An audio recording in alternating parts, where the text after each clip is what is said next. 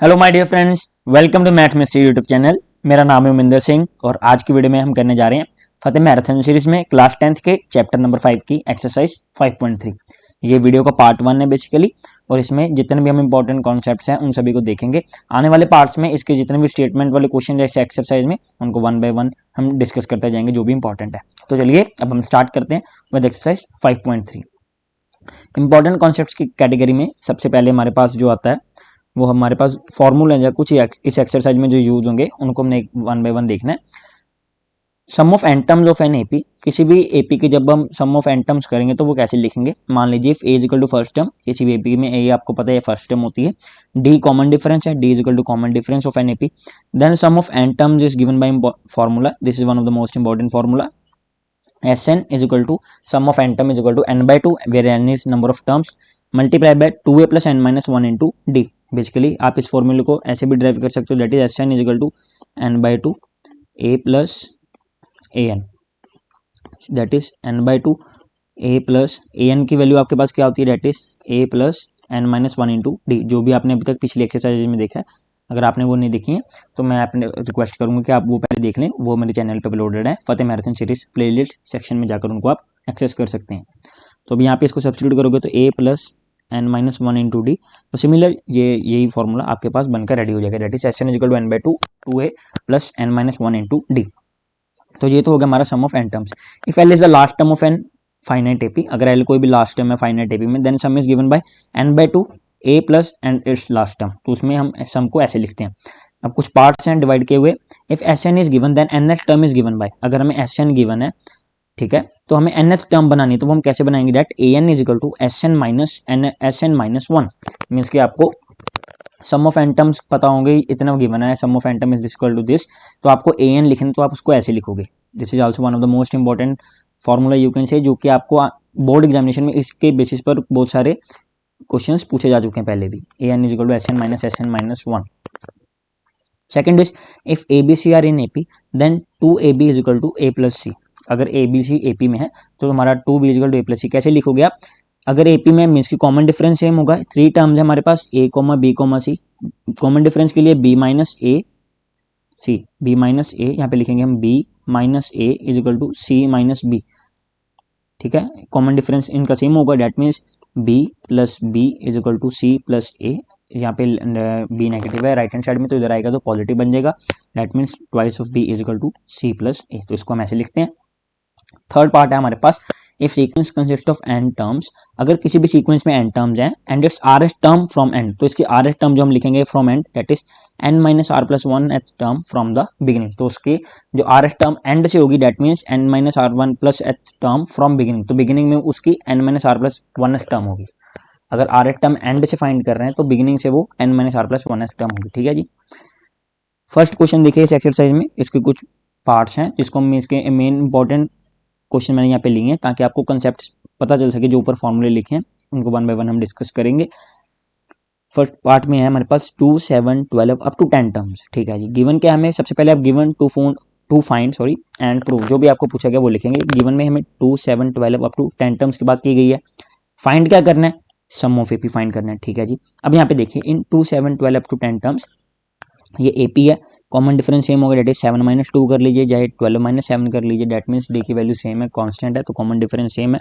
Date means ये AP है। एटी के अकॉर्डिंग क्वेश्चन फर्स्ट टर्म हमारी ये है, that is a is equal to कितना हो गया हमारे पास 2 हो गया, ठीक है। डी की वैल्यू 5 आ गई, अभी मैंने ऊपर बताया। अप टू 10 टर्म्स की बात की गई है, डेट मीन्स एन की वैल्यू कितनी हुई 10। अब हमें फाइंड क्या करना है, सम फाइंड करना है एपी का। ऊपर सबसे पहले फॉर्मूला था सम का, Sn is equal to sum of term is equal to n by 2 2a plus n minus 1 into d, n is total number of terms, question में कितनी है गिवन हमें 10, वैल्यूज को सब्स्टिट्यूट करते जाइए, a d और n की value यहाँ पे सब्स्टिट्यूट करेंगे फॉर्मूला में, that means 10 divided by 2 multiply by 2 है, that is 2 into 2 plus n minus 1 into D, that is 10 minus 1 into 5, that means 10 divided by 2 5, 4 plus 9 into 5 that is 45 plus 4 49 into 5, यहाँ पर मैंने आपके लिए सॉल्व भी करके रखा हुआ है, दैट इज 245। कुछ नहीं था, a n और d की वैल्यूज आपको पता है, सिंपल सम का फॉर्मूला लगाएंगे, सम ऑफ n टर्म्स का n by 2 2a plus n minus 1 into D, and hence it's clear. Concept ये था मेन, इसकी फॉर्मूला आपको बताना चाहिए था। Find the sums given below, second question हमारा, सेकंड पार्ट लिया मैंने यहाँ पे कि हमें फाइंड क्या करना है, सम गिवन बिलो, सभी पार्ट्स हैं इसी पैटर्न के ऊपर फॉलो किए गए हैं, तो आपको मैंने यहाँ पे एक एक पार्ट ही लिया उन सभी का। गिवन हमें ये है फाइंड हमें सम करना है, बट इस केस में क्या देखिए यहाँ पर हमें ये नहीं कहा गया है सॉरी कि इसमें कितनी टर्म्स है, मीन्स कि up to how many terms. ऊपर वाले में तो ऊपर मेंशन था up to how many terms, तो ये यहाँ पर मेंशन नहीं किया गया, जबकि ऊपर वाले क्वेश्चन में गिवन था कि अप टू 10 टर्म्स की बात हो रही है। सो प्रूफ में देखिए अकॉर्डिंग टू क्वेश्चन चलेंगे, ए इक्वल टू 34, इस सीरीज में 34 प्लस 32 डिक्रीजिंग एपी, मीन्स की लास्ट कहाँ तक है 10 तक जाना है हमने। ए फर्स्ट टर्म है, d equal to common difference that is -2, यहाँ पे 32 माइनस 34 कीजिए, चाहे 30 minus 32 that means d common difference. Last term और एल, लास्ट टर्म कितनी यहाँ पे 10 है, that means l last which is equal to 10। Let the number of terms of AP be n, we know, तो l की value that is basically ये n है, यहाँ पे जहां तक जा रही है next term, l is equal to a plus n minus 1 into d, उसको इसके साथ क्या करेंगे कंपेयर करेंगे, l is equal to a plus n minus 1 into d, substitute करेंगे वैल्यूज की, एल की वैल्यू 10 सब्स्टिट्यूट की, ए की वैल्यू 34 सब्स्टिट्यूट की, डी की वैल्यू -2 सब्स्टिट्यूट की। सबसे पहले हमने यहाँ पे फाइंड की नंबर ऑफ टर्म्स, जैसे ही आपके पास एन निकल के आ जाएगी इस फॉर्मूला में सब्स्टिट्यूट करेंगे सभी वैल्यूज को, तो एन की वैल्यू आपके पास आ जाती है 13। ठीक है जी, एन की वैल्यू 13 आ गई। सम का मैंने एक और फॉर्मूला आपको ऊपर बताया था, that is sum is equal to n by 2 a plus a n, that is a n is basically our last term और एन एस टर्म, तो एन एस टर्म को हमने यहाँ पे एल मानना है, तो s n sum of term is equal to n by 2 multiply by a plus l. Last term आपकी 10 है, फर्स्ट टर्म आपकी 34 है ए, एंड एन आपकी वैल्यू ऊपर निकल गई है 13, तो जैसे ही आप सब्स्टिट्यूट करोगे तो आंसर आपके पास निकल जाएगा। सी एक कैटेगरी थी कि ऊपर आपको सब कुछ गिवन होगा, ए भी गिवन है, एन भी गिवन है, as well as common difference तो आप निकाल ही लोगे सीरीज में से, मींस की सारी टर्म्स गिवन थी। लेकिन इस क्वेश्चन में उन्होंने आपसे थोड़ी सी मेहनत करवाई, कैसे, उन्होंने सबसे पहले फाइंड करवाया कि नंबर ऑफ टर्म्स फाइंड कीजिए, देन उसके बाद आप सम का फॉर्मूला यूज करेंगे। आई होप यहाँ तक आपको क्लियर हो गया होगा। वीडियो अच्छी लग रही है तो चैनल को सब्सक्राइब करें, वीडियो को लाइक करते जाइए और मुझे मोटिवेट करें। थर्ड नंबर में इन एन एपी, ठीक है जी, थर्ड क्वेश्चन देखिए इस एक्सरसाइज में, एपी में given a is equal to 8, जहां पर हमें ए की वैल्यू 8 गिवन है, फर्स्ट टर्म 8 है, a n is equal to 62, a n nth term that is 62, sum of n term is basically 210। Find क्या करना है, एन और डी दोनों की वैल्यू फाइंड करनी है। सबसे पहले गिवन लिखते जाएंगे, गिवन क्या क्या है, फर्स्ट टर्म गिवन है, एन एनथ टर्म गिवन है, and s n is equal to 210, ये में गिवन है, sum of n terms given है। To find value of n and d, n basically number of terms और common difference दोनों find करना है। देखिए अब आपको पता है a n is equal to a plus n minus 1 into D,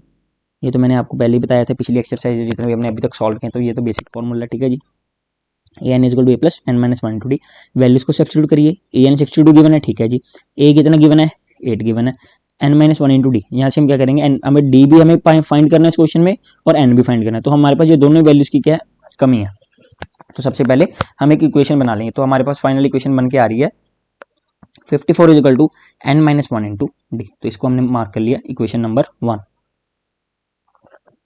S n given है हमारे पास 210, क्वेश्चन को पढ़ते जाइए और लिखते जाइए simply, sum of n terms का formula is equal to n by 2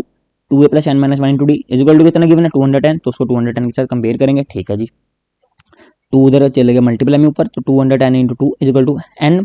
in bracket a की वैल्यू 8 है तो सब्स्टिट्यूट किया 2 into 8 plus n minus 1 into d, अब 1 को यहाँ पे हमने सब्स्टिट्यूट करना है, एन माइनस 1 इंटू डी ऊपर हमने क्या लिखा है 54, तो यहाँ पे क्या आ गई उसकी वैल्यू 54 आ गई, ठीक है जी।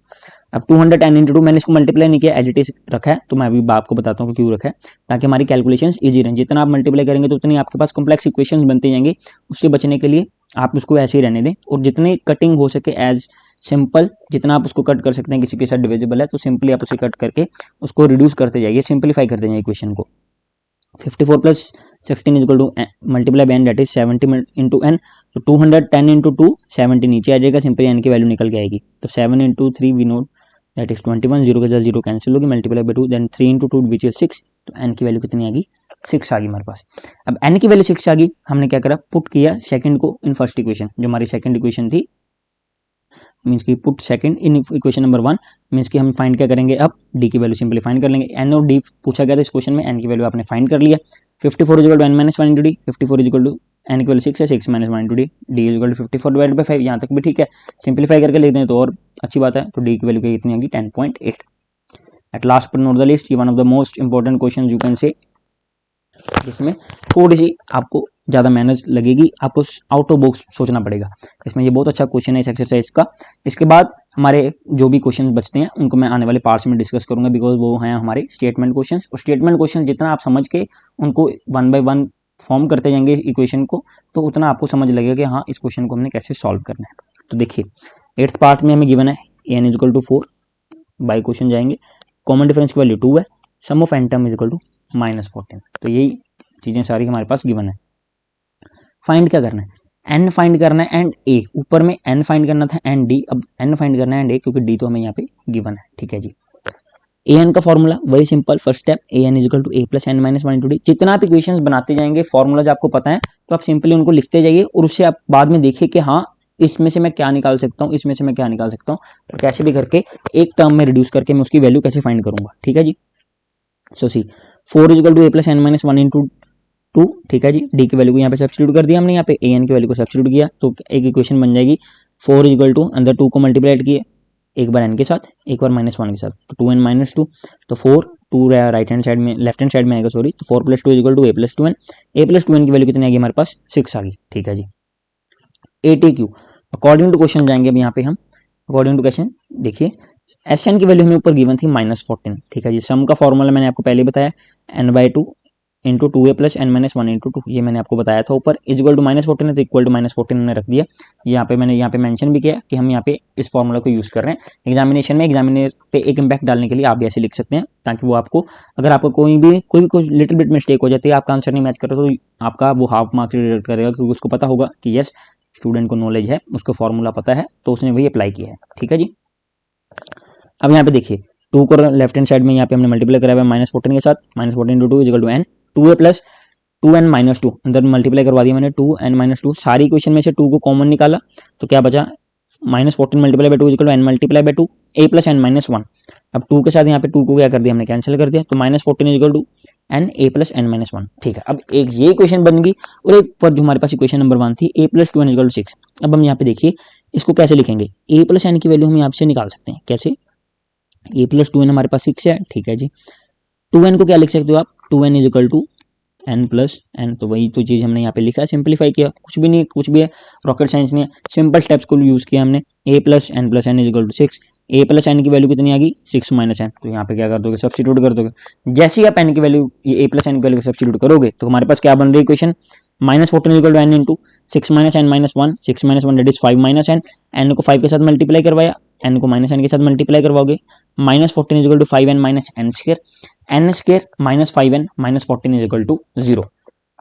यहाँ पे आपके पास एक इक्वेशन निकल के आ रही है, n square minus 5n minus 14 is equal to 0, which is quadratic equation in n। अब मैंने यहाँ पे इसके रूट्स फाइंड करने के लिए फैक्टराइजेशन मेथड यूज किया, आप जो सा भी मर्जी आपको मेथड इजी लगता है आप उसको यूज कर सकते हो। बेसिकली एक फैक्टराइजेशन मेथड है, one is quadratic formula, that is one of the most important formula in case of quadratic equations chapter, तो उसको भी आप यूज कर सकते हो। And completing the square method, जो कि थोड़ा लंबा चले जाता है और कॉम्प्लेक्स हो जाता है,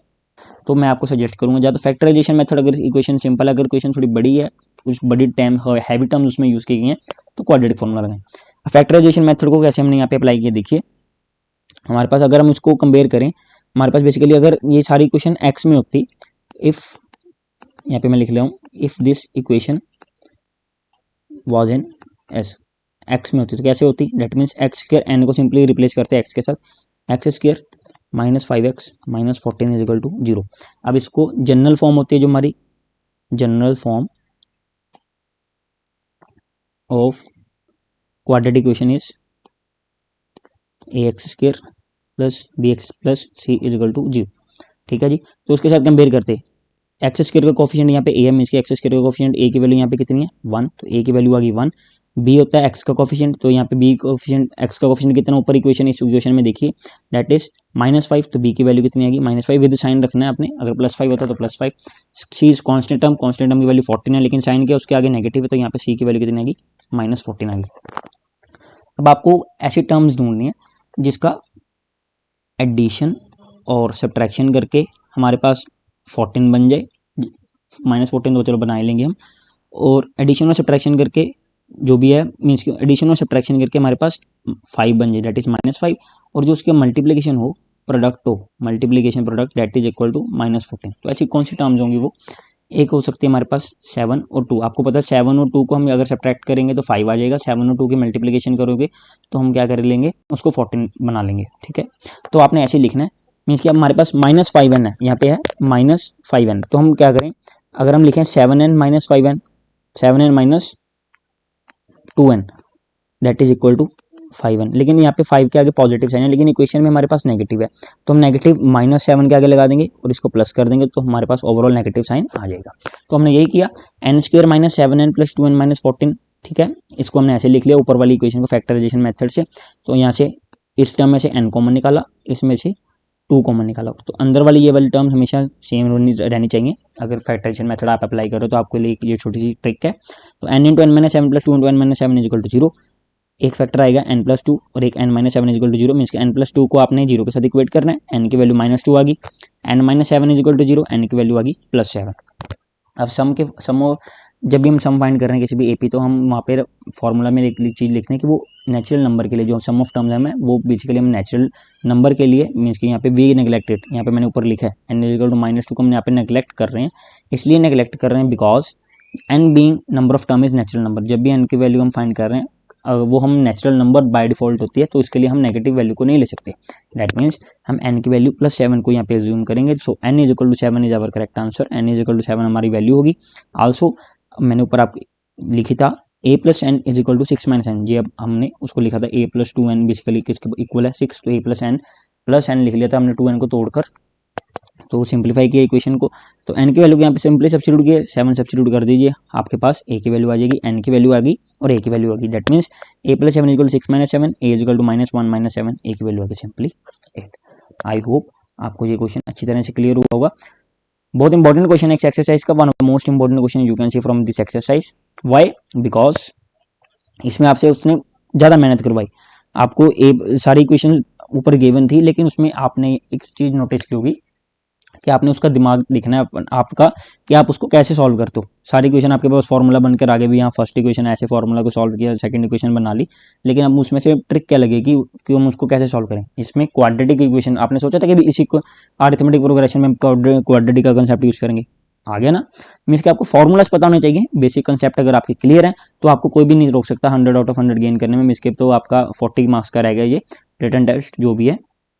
तो ये आपको हेल्प करेगा कि जितना आप बेसिक फार्मूलाज को कंसंट्रेट करेंगे। एक और मैं आपको फार्मूला बता देता हूँ, one of the most important things की उसमें जैसे यहाँ पे मैंने आपको बताया ना ABC है, तो आपको वहाँ पे वो कह देगा कि 3 टर्म्स हैं किसी भी एपी में। आगे आने वाले टर्म क्वेश्चन में उसका कंसेप्ट मैं डिस्कस करूंगा आपके साथ। 3 टर्म्स हैं, वो 3 टर्म्स कौन सी होंगी कि जो एपी में हो ऑलरेडी और उसका सम दिया होगा, उसका जो भी प्रोडक्ट दिया होगा, तो ऐसे करके एक इक्वेशन बनानी है आपको और वहाँ पर आपको A और D की दोनों की वैल्यू फाइंड करनी है। तो वो मैं आने वाले वीडियोज़ में कंसेप्ट डिस्कस करूंगा आपके साथ। तब तक के लिए